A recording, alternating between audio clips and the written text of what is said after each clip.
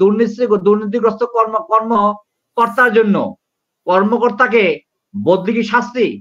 তাকে প্রথম সাসপেন্ড করবেন, তার সম্পদ ক্রোক করবেন এবং চাকরি থেকে তাকে জেলখানা পাঠাবেন, তাকে চাকরিতে বরখাস্ত করবেন। এইটা হলো দৃষ্টান্ত হবে। সুতরাং বাংলাদেশের দুর্নীতি যাত্রা শুরু হয়েছে, এই যাত্রা রদ করা এই যারা রয়েছেন তাদের পক্ষে সম্ভব নয়। আর নির্বাচন বলছেন, নির্বাচন আমি বরাবর বলছি, নির্বাচন যারা আসেন তারা দুর্নীতিগ্রস্ত এবং ব্যবসা যারা সুযোগ নেন এবং সরকারি আমলা যারা বেশ সুযোগ দিয়ে থাকেন তাদের সাথে যখন মিলে যখন সরকার আসে তাদেরকে অনেক ছাড় দিতে হয়। সব দোষ নন্দ ঘোষ এরশাদের। সেই 90 সাল থেকে পরবর্তী সময়তে শুরু করে সেদিন এরশাদ ক্ষমতা হস্তান্তর করার পর সেদিন ডাকসু এবং সর্বদলীয় ছাত্র সংগ্রাম নেতৃবৃন্দের কর্তৃক যে তালিকা তৈরি করা হয়েছিল, সেই তালিকার মধ্যে বলা হয়েছিল কারা এরশাদের কাছের লোক, কারা এরশাদের থেকে সুযোগ নিয়েছে এবং তারা প্রশাসন রয়েছে। যখন রাষ্ট্রপতি এরশাদ 10 বছর ছিলেন, অনেক কাছে ছিলেন, সেই তালিকার মধ্যে দিয়ে রাতারাতি অনেক ছাত্র নেতারা কুটিপুত বনে গেলেন। আমি নাম বলতে চাই না, সবাই বিশ্ববিদ্যালয়ে আমার কেউ অগ্রজ ছিলেন, কেউ অনুজ ছিলেন, সবাইকে চিনি। এবং মন্ত্রিসভা আজকে যারা আছেন একাধিক মন্ত্রী রয়েছেন যারা একই সময় বিশ্ববিদ্যালয়ে আমার অগ্রজ অনুজ দুইটাই ছিলেন। এই যে আজকে দুর্নীতি এবং ঘোষ এবং টাকা তছরুপ সব মিলে যে একাকার, এটা মূলত শাহাবুদ্দিন সাহেবের সময়ে থেকে শুরু করে আজ পর্যন্ত এটা একটা পাহাড় সম পর্যায়ে এসেছে। এখন বিশেষ করে আরো অনেকে বলেন এই সরকার নির্বাচিত সরকার না। এই কথা বলতে গেলে স্বাধীনতার পর থেকে সব সরকারগুলো নির্বাচনের যে প্রক্রিয়া সেটা ধারাবাহিকভাবে একই রকম। আর বিশেষ করে আমরা তো ওয়েস্টার্ন ডেমোক্রেসি বিশ্বাস করি। আমরা 1787-85 স্বাধীনতা হারাবার পর 200 বছর ইংরেজরা আমাদেরকে শাসন করেছেন এবং সেই সময়ে থেকে শুরু করে আমাদেরকে তাদের ভাবধারা, চিন্তা চেতনায় শিক্ষিত করার জন্য যেই দেশে আপনি ইউকে তো রয়েছেন, সেই ইংরেজ বড়রাটা এই যে শাসন করলেন। 1920 সালের পর থেকে আমরা 47 সাল পর্যন্ত দেশ স্বাধীনতা লাভের জন্য আমরা তো প্রথম তো 47 সালের আগে তো আমরা ভারত থেকে ব্রিটিশ খেতাতে চেয়েছিলাম। আমরা ভারত তো ভাগ চাই নাই। তখন আমাদেরকে রাষ্ট্র ক্ষমতা দখল করার জন্য, পড়াশোনায় সুশিক্ষিত করার জন্য তারা কথিত নির্বাচিত মাধ্যমে কিন্তু আমাদেরকে একটা পর্যায়ে স্বাধীনতা হাত তুলে দিয়েছিলেন।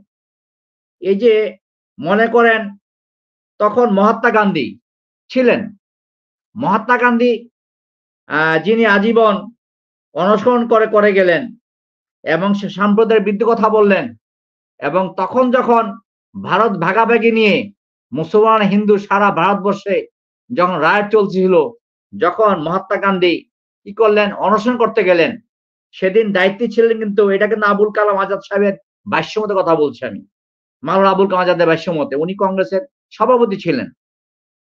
সেখানে জওহরলাল নেহরু, বল্লভভাই প্যাটেল প্রধানমন্ত্রী এবং স্বরাষ্ট্র দায়িত্বে ছিলেন। সেদিন কিন্তু মহাত্মা গান্ধীকে সেদিন কি করা হয়েছিল, সেদিন নিরাপত্তা প্রদান না করার কারণেই গডসে নথুরাম তাকে হত্যা করতে পেরেছিল। তা আমাদের এই দেশের যারা গণতন্ত্রের পক্ষে কথা বলবেন, জনগণ কথা বলবেন, তারা অকালে প্রাণ দিবেন।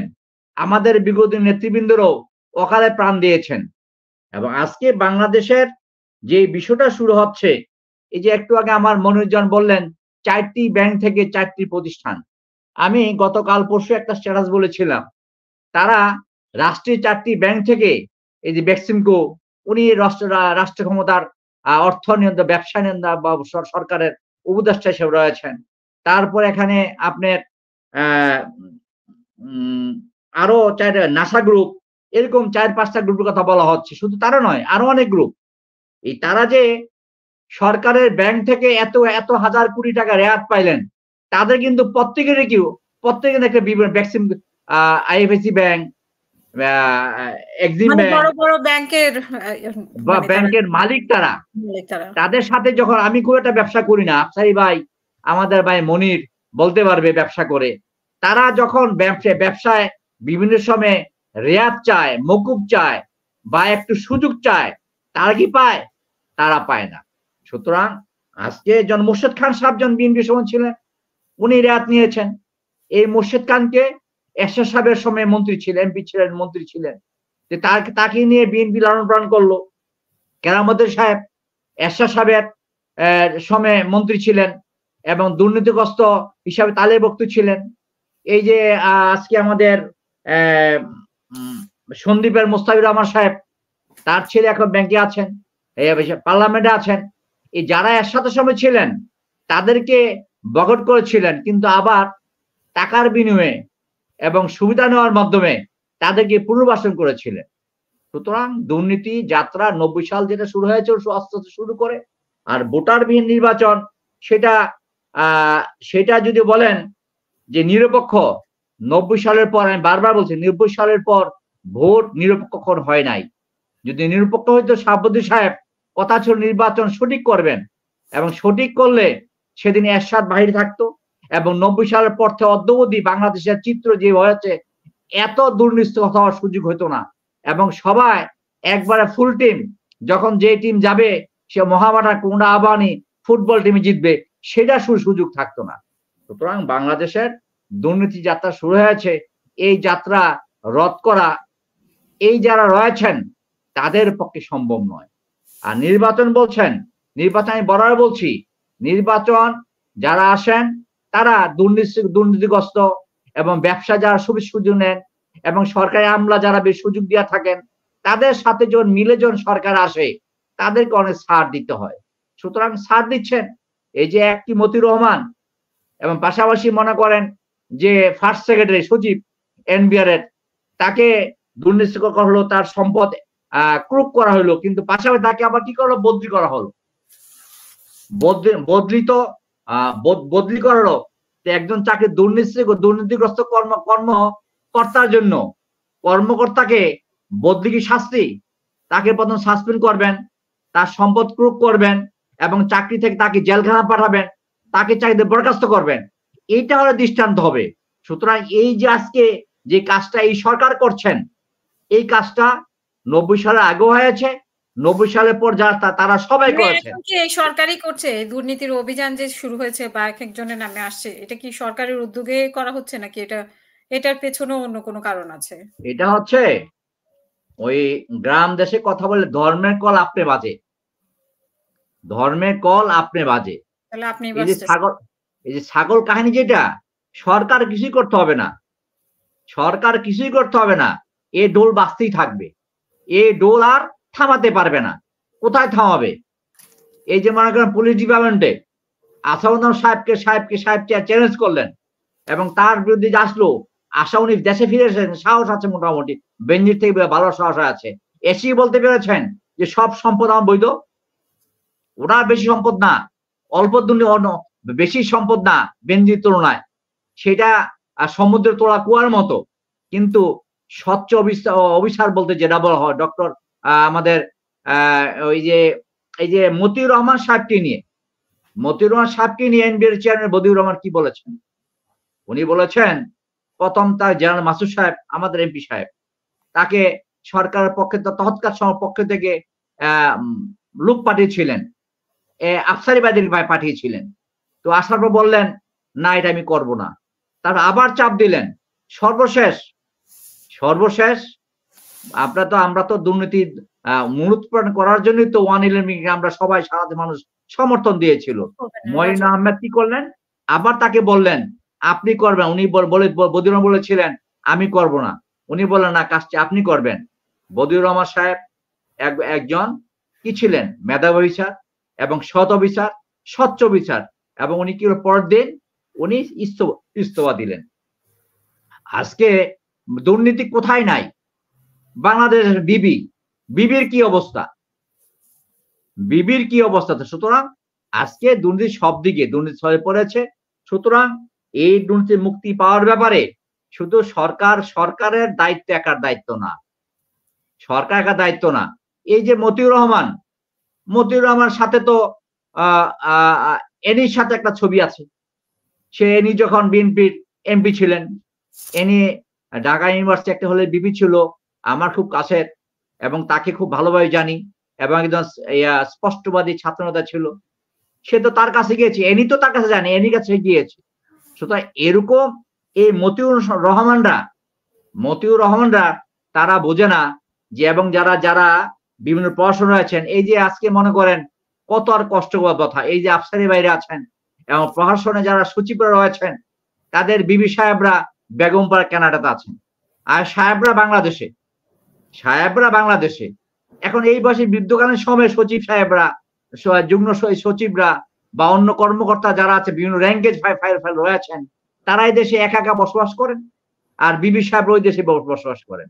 এই যে এই সময়ে বাঙালি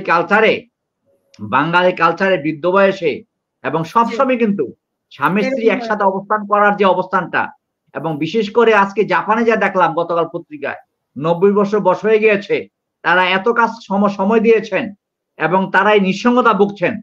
তো আমাদের এই যে আমাদের বড় বাবুরা, বড় সাহেবরা বিবিদেরকে বাইরে পাঠায়, ছেলে মেয়েদের বাইরে পাঠায় এখানে একা থাকে। সুতরাং তারা শুধু তারা এই যে অবৈধভাবে সম্পদ অর্জনটাই তারা সন্তান এবং স্ত্রীদের সাহায্য পাওয়ার মতো মনে করে, কারণ এদিকে টাকা কামায় আর ওদিকে ওখানে পাঠায়। সুতরাং বাংলাদেশের যদি একটা পুরাপুরি একটা পরিবর্তন আনতে চান বাংলাদেশের, সে আনতে হইলে সব দলগুলি বসে এক জায়গায় রাউন্ড টেবিল করতে হবে।